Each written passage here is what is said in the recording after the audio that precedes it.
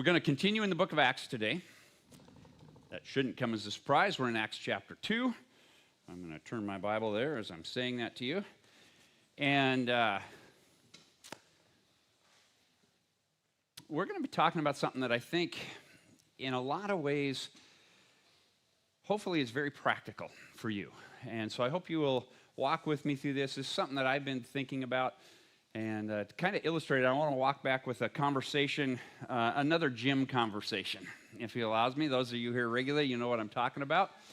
And this was a fascinating one that I had this week, and it actually lasted almost an hour and a half conversation, the whole of it. I'm not going to take you through the whole hour and a half conversation, but the point of it, I think, is very good. So one of the guys that I work out with was obviously bothered the other morning when I went in. And not in, I wasn't angry or anything, but he was just bothered. And he goes, okay, I got to ask you a question. This has been bugging me. I got to ask you a question. Okay, fine. And he goes, now, I'm going to try to give you a little background, but here's basically where my question is. If you say you're a Christian, shouldn't what you believe make a difference in your life? It's like, well, let's see. Yeah, I think it actually should. That's what Christian actually means, that Christ is determining and driving my life. And he goes, well, there's somebody in my life, and they're driving me nuts because they say that they're a Christian, and they, well, let's just say, don't live like it. And he goes, I'll be right up front, I'm not a Christian.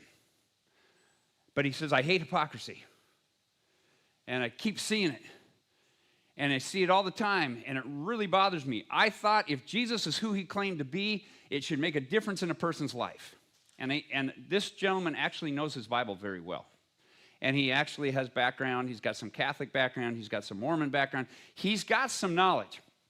And he just continued on his conversation. He was like, okay, and here's what else bothers me. It's like, okay, I guess I'm here for you to vent this morning. Go ahead.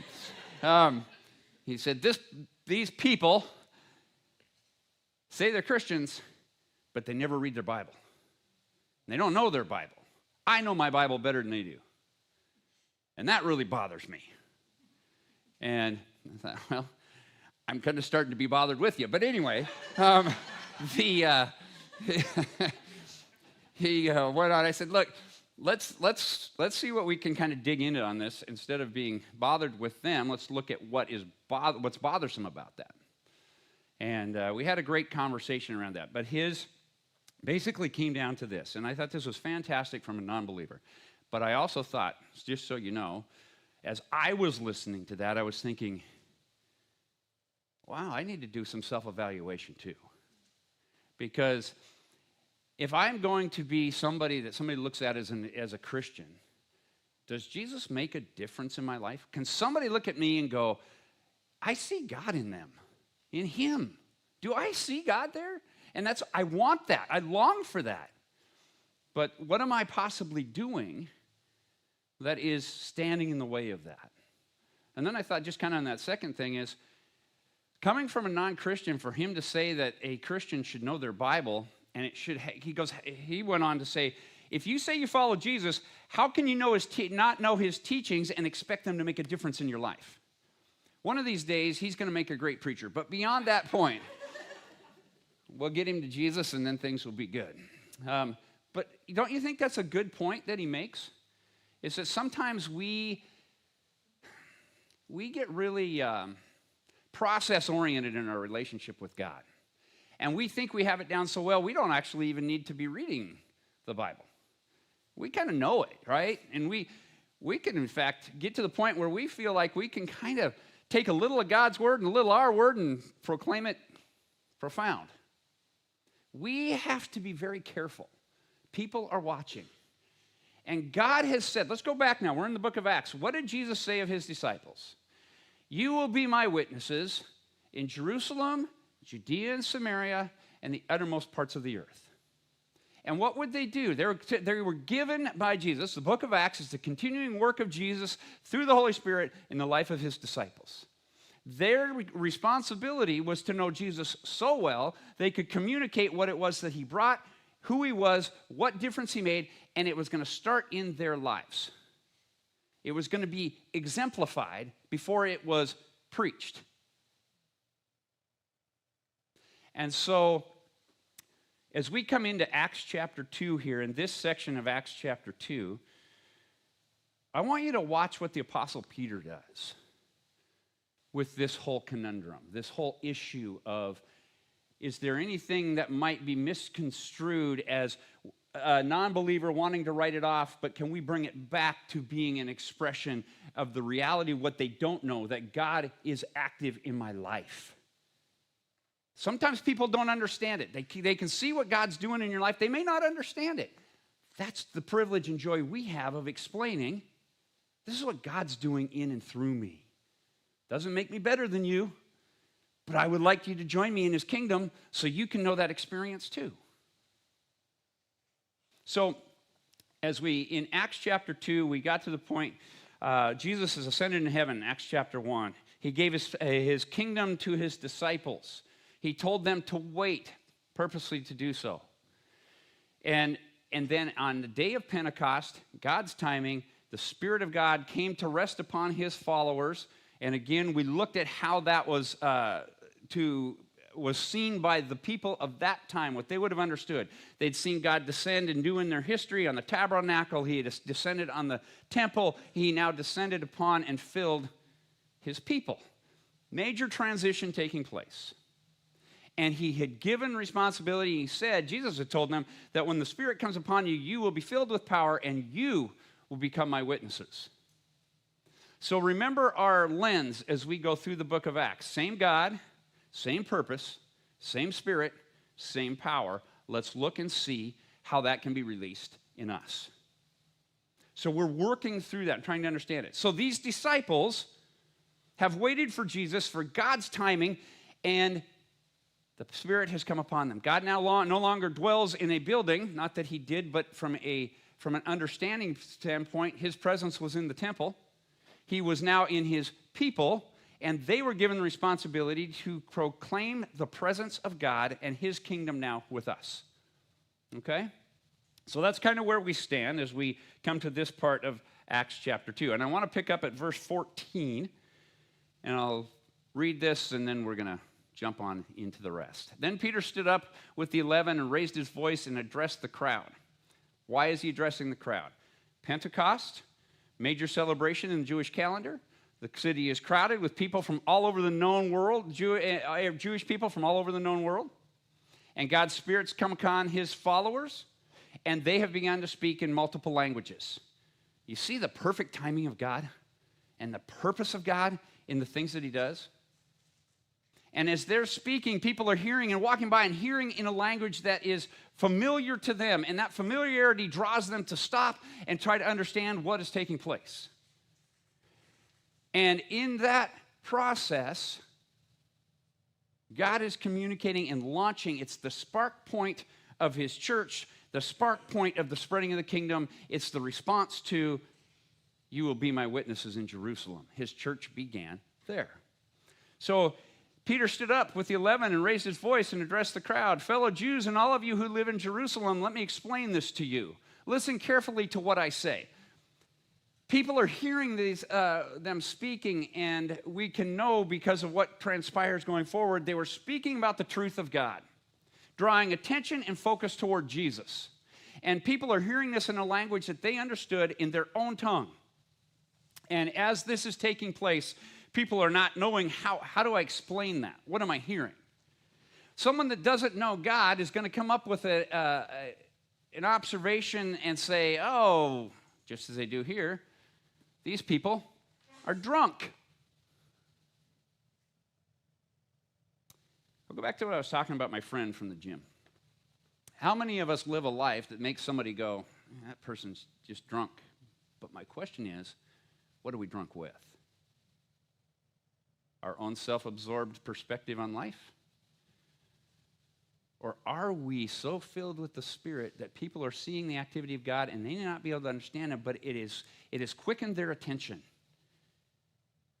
So then I ask you this question, and here's what we're going to learn from Peter. Do we have the ability, do we know Jesus well enough that we can take people's questioning of what's happening in our lives and turn it back to Jesus in such a way that it draws them to him? Remember who Peter was. Peter, now known as Peter as an apostle, we look back and see that. But remember, Peter was a fisherman first. Peter was a doubter. Peter was a denier. And Peter now is going to be able to express the truth of what Jesus has done in his life. The world may want to say, what I see God doing in you is maybe even laughable. You're just drunk. It can be explained away. And Peter says, oh no, let me explain the truth of what's behind our activity. Let me show you, let me tell you, let me help you connect with what God is doing. Okay, let's drop down to verse 22. In between, we looked at this last week, Peter references Joel chapter 2. And in that process, what is his purpose for saying that and drawing attention there? That what these people are witnessing was not just some happenstance, it was all according to the will and timing of God. From long ago in their history, God was at work for this moment, releasing his Spirit in his followers so that people could know God in a personal way and live in his kingdom. So as we move into this, Peter has given them a background. He's given them a connection point from their history. Remember, it just said to us that these were Jews from all over the known world. They would know their history. And so Peter takes them back and establishes common ground with them and says, look, in our history, God has been planning this from long ago, promised a Messiah, and said the day would come when he would release his Spirit on his people, and God would dwell with them and in them. Okay. Fellow Israelites, Peter says, listen to this. Jesus of Nazareth was a man accredited by God to you by miracles, wonders, and signs, which God did among you through him, as you yourselves know. Do you see what Peter does almost instantly? The rumbling in the crowd is, these people are drunk. Peter says, hey, you know that guy Jesus that was crucified just a few weeks ago? Caused a big stir? Let's talk about him for a minute. He doesn't even go to address the issue of what's happening. He is going to establish why it's happening. And so in the process of that, he says, look, you knew Jesus. So we have an interesting thing here because we know these people from all over the known world. The reputation and knowledge of Jesus had spread. People knew who he was. And Peter is drawing them into a personal responsibility in the moment, and he says, you knew who Jesus was. He was accredited by God. So Peter uses an interesting term there. He uses the idea that God has given you evidence that Jesus was his Messiah. We'll get to that in a few minutes. God has put his stamp of approval. He's given his proof. God has shown you who he was. He did miracles and wonders and signs, which God did among you through him. So God was with him. God was evident in him. You knew who he was. So he just made everything personal in an instant. In fact, these verses, 22 to 24, are one of the most concise movements to Jesus that we have in the New Testament. Instant from you have questions to you need to know Jesus. I mean, he just gets you people there. And I will say this too. I'm thinking when this all was done, okay, personal opinion, Peter kind of stopped and people are coming up, man, that was great. And he's probably going, I don't even know where that came from. That must have been God doing that in me. Yeah, I think it probably was, Peter. I've never spoke like that before. I think it was the coming together of conviction in his life, the things that he knew to be true about Jesus, that the Spirit of God had descended on him, and he was speaking with the truth that he knew about Jesus, and he said, let's get to the point. Jesus walked among you, and he had God's approval on him, and you knew it.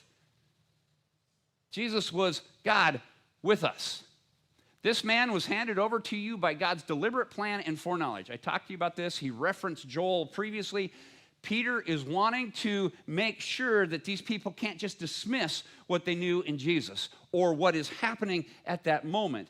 God is in control. God has a plan. That plan has been known clear back when we walked away from God and rebelled in the garden. God has been weaving that plan together and purposely into the lives of those who are committed to following him, up to the very point where his Spirit comes to dwell in his followers, and he's now releasing his power through them. So Jesus walking among them was not some happenstance, and God said, hey, this would be cool. I'll send my son to earth. Let's see what he can do when he's there. No, it was purposeful, and he showed who he was.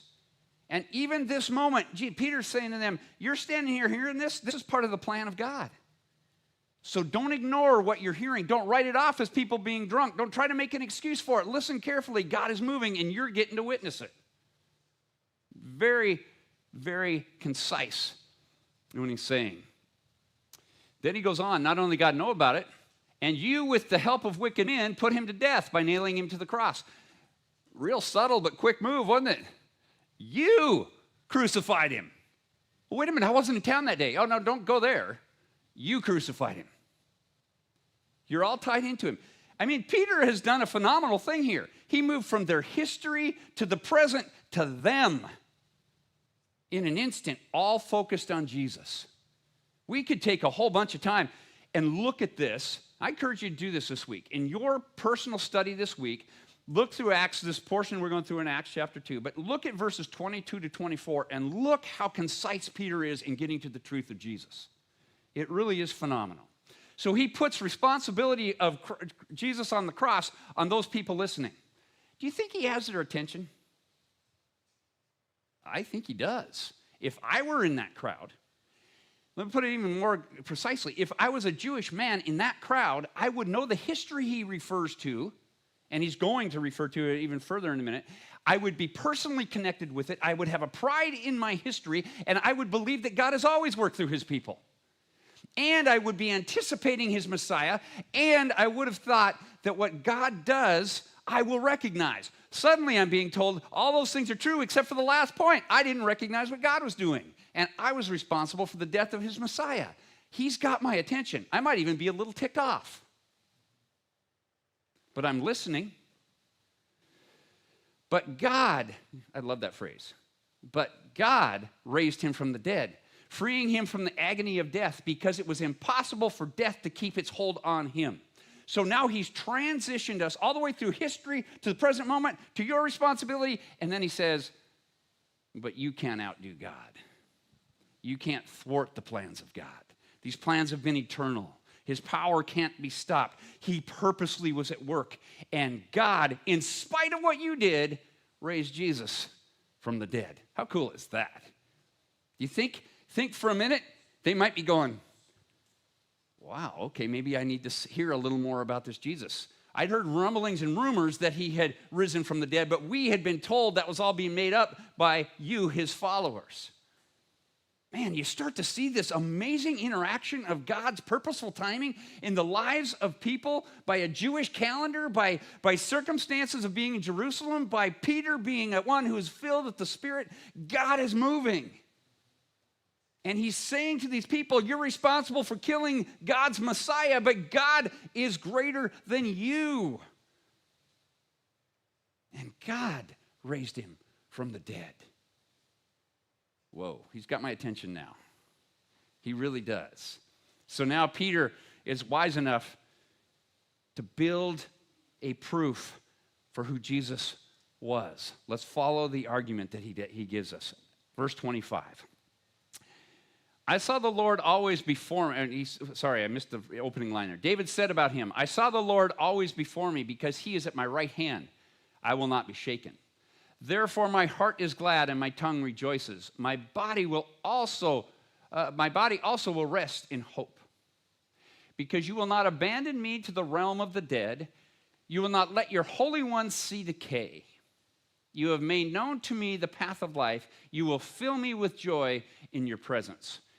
Peter is quoting from David in Psalm 16. Peter Peter was either really smart and good at disguising it for a good portion of his life with Jesus, or God really did develop in him insight into Scripture. And I believe that God developed insight into Scripture. And I'm not saying Peter was dumb. Don't go there with me. Peter was, I love Peter because I relate to him. We're not perfect. And it would have taken me far more than 3 years to figure out who Jesus was. So I appreciate Peter, but what I really appreciate and see here is this amazing ability, and I believe it's all by the Spirit, being able to weave now together this eternal plan of God by taking people back into their history. He started with Joel, but now he goes to David. Why would that be significant? Well, if I was a Jewish person there in that midst, and he now begins to talk about David, I have some leanings toward the importance of David. He's significant to me. He's our greatest king. We know that. He gives us national pride. We look back, history to the Jewish person was extremely important. You understand that? We don't treat history very important anymore today. We've lost that significance. Not in the Jewish nation. Not just if I was living in Israel, but as a Jew, and the reason I would have been back in Jerusalem is all because of my history with God. I am recognizing God's continued walk with me and my people. So when he brings up David, it's a source of pride. I'm liking this. So Peter goes back to talk about David, but they would also know, I would know this, that to David, God had promised a Messiah, a king who would sit eternally on his throne. David's throne was the one that was to continue always. I would know that, because that is a source of pride for me. No matter who has conquered us at the given moment, who's ruling over us, I know that God has promised. The day is coming when the line of David will be again established, that God will set his Messiah on the throne. So Peter's taking them back to that. He's connecting them into their history, and their history is founded in the activity of God. So as he says to them, he's drawing that whole thing, them back to this, and he's saying to them a psalm they probably were quoting with him as he's saying it. That's how significant and how well they would have known this. But verse 27 is kind of, we're going to see Peter camps upon 27 when he says, because you will not abandon me to the realm of the dead, you will not let your Holy One see decay. Keep that in mind. We're going to go forward. Peter's going to take us to see the significance of that statement and help the people there in that day see that God was at work long ago, and that work was coming to fruition right before them. So now we have the people not only interested in who Jesus is, but we're being taken on a journey through the work of God in their nation to bring them back to Jesus. Really well thought out process taking place here. Gets their attention, draws them to Jesus, and then says, but this isn't just some flash in the pan. This is God always at work. And he's going to bring them now. He went way back and connected them, something they'd be connected with, and he's going to walk with them in what's important to them right back up to Jesus. Okay, verse 29. Fellow Israelites, I can tell you confidently that the patriarch David died and was buried, and his tomb is here to this day. David's tomb was in the city of David. They're part of what we know as Jerusalem now. His tomb was there. It was a known place in the city. They would have gone by it. They would have known it. It was a well-known thing. So much so that they probably ignored it most of the time. But it was still something of importance to them. Why is he telling them that his tomb is there in the city? He's referring back, I said to a minute ago, verse 27, and he says, because you will not abandon me to the realm of the dead. You will not let your Holy One see decay. Okay, so Peter, without them knowing it, is drawing a connection to a prophecy that David made and a promise given by God to what their experiences are in that given day. How can verse 27 be true if the tomb of David is right over there? We've got to make those two things match up. There's a little incongruency here. But he was a prophet and knew that God had promised him an oath that he would place one of his descendants on his throne. Everybody in there would have been saying, amen. Amen.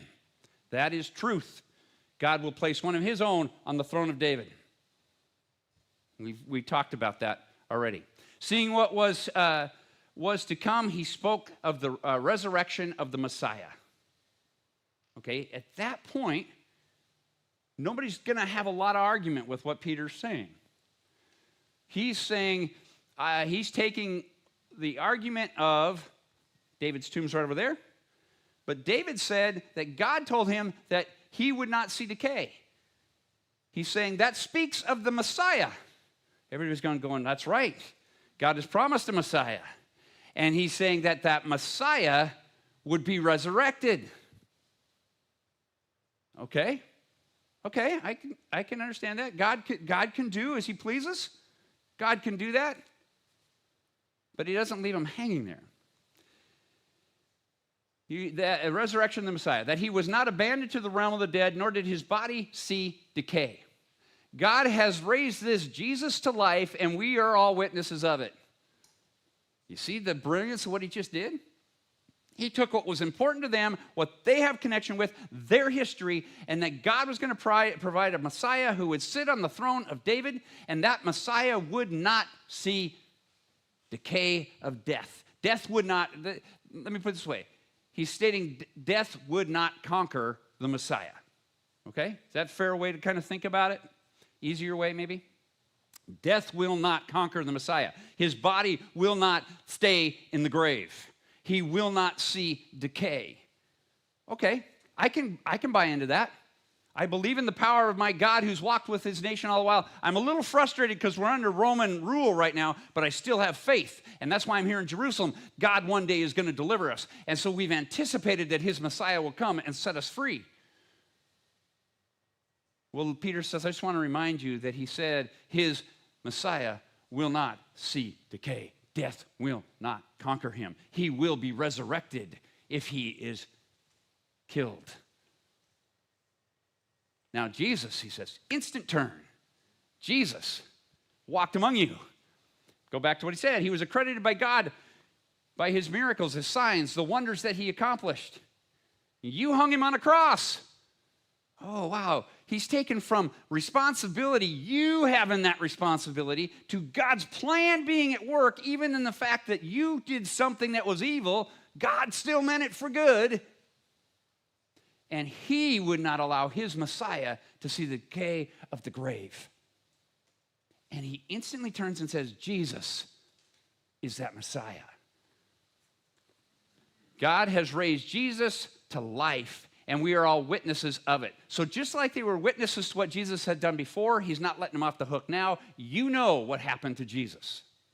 You might want to say it's a rumor. You might want to say, well, Pilate told us, and we're supposed to, we heard this announcement about Jesus. Yeah, well, we're telling you he was resurrected, and you know that to be true. Jesus hung around. We talked about that. I don't mean that flippantly. He was with his disciples for 40 days prior to ascending to heaven, purposely. Again, not only to encourage them, not only to teach them, not only to transition the kingdom. That was what was taking place into their responsibility. But do you think people heard the fact that Jesus is out teaching by the lake? I thought we crucified him. Well, he's out there. Jesus is with his disciples. Jesus is here. They would have heard. And now Peter is saying to them, you are witnesses of it. Exalted to the right hand of God, he has received from the Father the promised Holy Spirit and has poured out what you now see and hear. Last statement. He just drew it back into the very beginning of the whole process where what was causing the questions. These people are drunk. No. What you are seeing and hearing is the planned eternal activity of God as a result of him sending his Messiah. And his Messiah did not see death as he had promised he would not, and he has ascended to heaven, and as a result of that, his Spirit now dwells on his followers, and you're looking at the results. You can't write it off. You can't ignore it. You murdered him, and God still found victory. God is now moving. and he's giving you an opportunity to respond. But Peter's not done yet. Verse 34. He goes back to David now, because it's like there's still a little bit of a question around that. Somebody could want to argue with him a little bit on the whole thing. And he says, for David not ascend to heaven, and yet he said. Now he's going back to the statements that David made again. And they know that David didn't ascend to heaven. How is that? Because his tomb was right over there. They knew he was there. So you got a problem you got to solve. So he says this. The Lord said to my Lord, sit at my right hand until I make your enemies a footstool for your feet. Therefore, let all Israel be assured of this. God has made this Jesus whom you crucified both Lord and Messiah. Okay, his last little, okay, you're going to want to argue with me that somehow this had to do with David. But the problem is, it's not David he was speaking of simply for this. Not only is his tomb there, but he's saying, look, David said that God told him that that he would sit at his right hand and his enemies would be made a footstool. Symbolism in their culture of conquering and ruling over somebody. Okay? So he's going, how do you make that? You say this is, you believe the writings of David. You have great pride in what he says here. What are you doing with that part? Because he said he's letting David sit at the right hand and put his enemies to be a footstool, but David's body is decaying right over there, and the body of the one who's going to have this said to him isn't going to see decay. We got a problem. How are you going to logically make this work? Well, let's see what Peter does. Verse 36. Therefore, let all Israel be assured of this. Why does he use that phrase, all Israel? Who's he speaking to?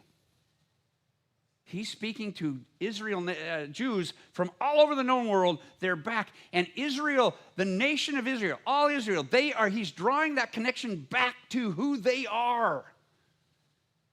They are the promised people of God, promised Messiah to them, the activities of God through them, to them, and for them. His deliverance continually. The prophets that was spoke, they know this. This is who they are. And he says, let all of Israel, all of you who take pride in your history of God, know this.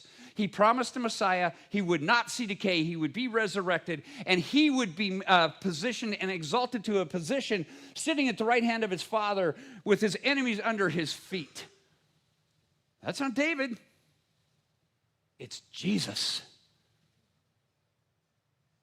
You see, they had just seen Jesus ascend into heaven. They knew that he was now in his glorified position with the Father. And as Peter speaks this, he goes, you can make up all kinds of excuses, but here who he is. He is the Messiah. And the phrase that he uses there at the end, he says that he is both Lord and Messiah. They relate to the Messiah idea. Peter's already covered it. He's the promised one that would bring deliverance. They knew who the Messiah was supposed to be, but he throws the word Lord in there. I won't go a long ways into this, but I want you to catch this. He is stating that Jesus is God and he is Messiah. Why would that be significant? Well, several reasons. I hope it's clicking in your mind. But the biggest one is this. What was one of the names of the Messiah going to be? Emmanuel. God with us. And so what Peter just did, we got to hear it in their ears. Peter just said to these people, God walked among you. Not only was the Messiah who he had promised from long ago, but he was God himself. And what did you do with him? You hung him on a cross. You who take such pride in your history of God being with you and for you, couldn't even see God when he was among you.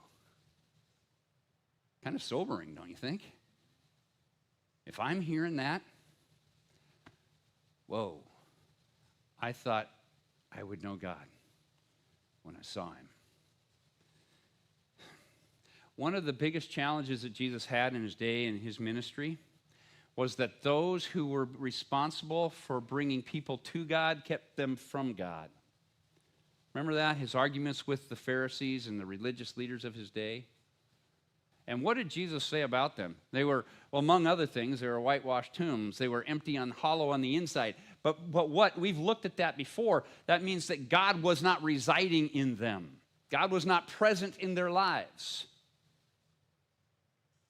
And now Peter is saying, look, you are here because you say you follow God. That's what brought you to Jerusalem on this weekend, on this holiday, for this celebration, and you hear people speaking about Jesus in a language you understand, and you want to say they're drunk? I'll tell you who's drunk here are those who have seen God in their midst and are unwilling to admit what they've seen. Your faculties are distorted. You don't even know God if he stood before you and healed you. You see how significant what Peter is saying is? He just walked them in an instant through their own history, gave them something to make them proud of, at the same time giving them responsibility to the very point that he says, this one that walked among you was God himself, the promised one, the Messiah. And good job, you killed him. Ouch. But he continues on. We're told this now. Luke gives us a little insight. He says, when the people heard this, they were cut to the heart and said to Peter and the other apostles, brothers, what shall we do? I'm not reading it with enough emphasis on that. It's desperation. They have been hit hard because Peter's taken away all their excuses and the ability to say that, to try to explain away what God was doing in their midst. They're faced with a real clear choice. But that choice now has consequences tied to it. You see, we are a culture that tries to remove consequence. We've been working really hard at that. We'll change language so we don't have consequences. We will change laws so we don't have consequences. We'll change and remove responsibility so there is no consequence. But God says, you will give account. There is responsibility. And Peter says to these people, you're without excuse. You are responsible. And it hits them, it breaks through their cultural pride enough that it drives home they missed God.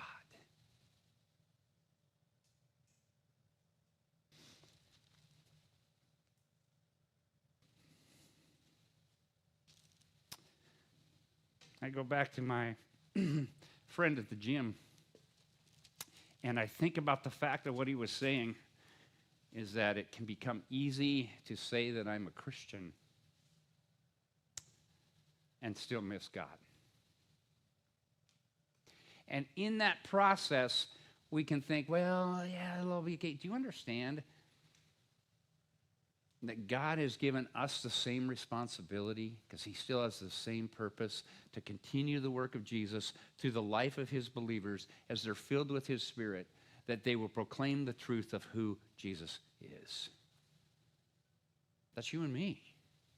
And sometimes I think it's easy for us to live a life where we consider that we're the ones responsible and determining what God can do and where he's going to do it and how he's going to do it. And we're quick to say, thanks, Jesus. But if somebody were to be honest with us, maybe like my friend, they might say, I don't see Jesus. Now, how does this tie to what Peter was saying? Let me go back for a minute. We as followers of Jesus should be able to do, through the power of the Holy Spirit, what Peter just did. Take those who do not understand what God is doing in our lives and be able to bring it back to Jesus with clarity and with conviction. If it were not for Jesus in my life, this would not be happening. And here's why it is there. He's working on convicting me that my life will become an expression of who he is with all clarity. Jesus is the one that God had promised that would bring salvation to all of humanity, and I have found that salvation. He is changing my life. He is transforming me, that every decision runs through his presence in my life. That the words that I speak, I pray constantly that they glorify him. That what I value, where I spend my time, how I treat other people, everything becomes an expression of the fact that Jesus was God's presence among us, and he rose from the dead, and he has changed my life. What you witness today is not some haphazard thing that takes place. I'm not drunk. God's active in my life. I want to live with the conviction that Peter brings out here, but also with a lens of my friend. Do I know him? Do I know his word? Is he changing me? Because if those things are happening, you know what God also says?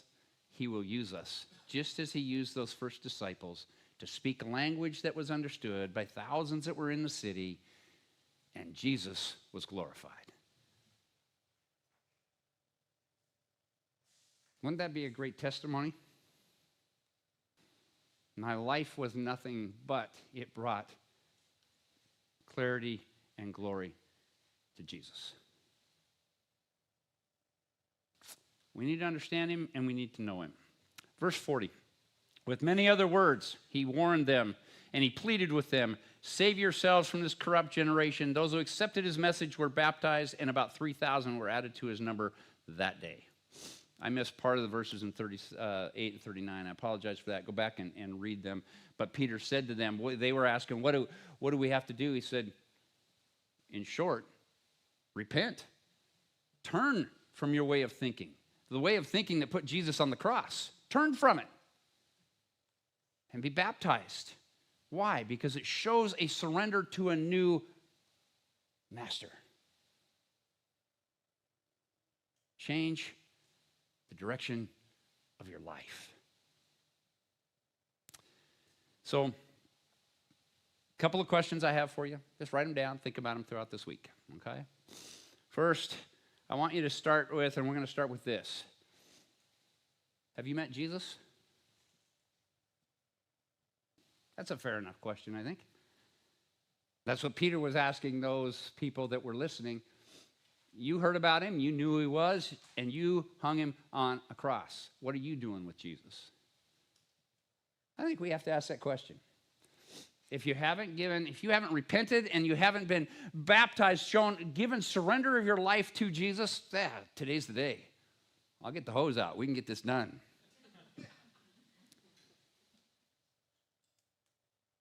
But though I may joke a bit, the reality is Peter was driving home an eternal truth. God has been at work, and that work has been woven through all of history to the point that you sit here in this place today, and God still has the same message. Have you met my son?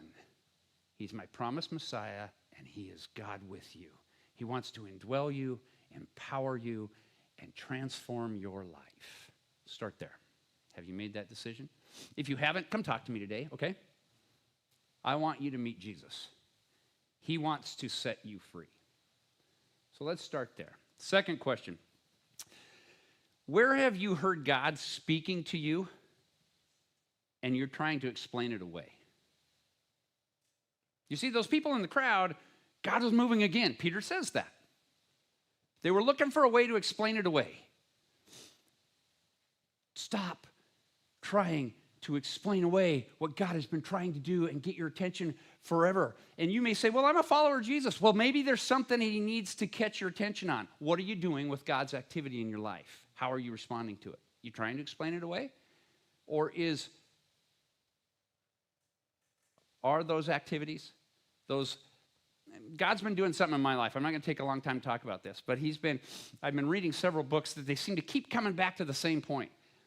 And I'm trying to figure out, I don't necessarily like where they're pointing, and I'm trying to figure out how I respond to them in an obedient way. And every time I think, oh, I can excuse it and explain it away, it comes up somewhere else. So I think I need to listen. So do you. Being a follower of Jesus is becoming really good at listening, not at telling God what to do. But it's not easy. Anybody else figured that one out? It is not easy to be a follower of Jesus because there's something within me that keeps wanting to direct to God rather than listen to God. So where is God speaking to you that you've been trying to explain it away? Take some time to think about it this week. Third thing, we talk about same God, same purpose, same Spirit, same power. Where do you want to and need to see the power of God released in your life? Those who know Jesus have the Spirit of God with them. Same Spirit that was active in that moment, at that time. My personal belief, the only reason we don't see things like they saw then is our heart condition and our willingness to surrender to the activity of God. He'll express it differently. It's not always going to be the same. But surrender to the presence of the Spirit in your life and let Him be the explanation when people question what is going on in you. Let's become those who are consistent. So then when people like my friend say they're a Christian and it just bugs me that they're always consistent in talking about Jesus. Well, good. I'm glad you're bugged about that. Because Jesus wants you to be so bugged that you get to the point where you say, can I know you too? Absolutely. Some things to think about. Same God, same purpose, same Spirit, same power. Are we surrendering to Him to allow Him to accomplish what He wants to do?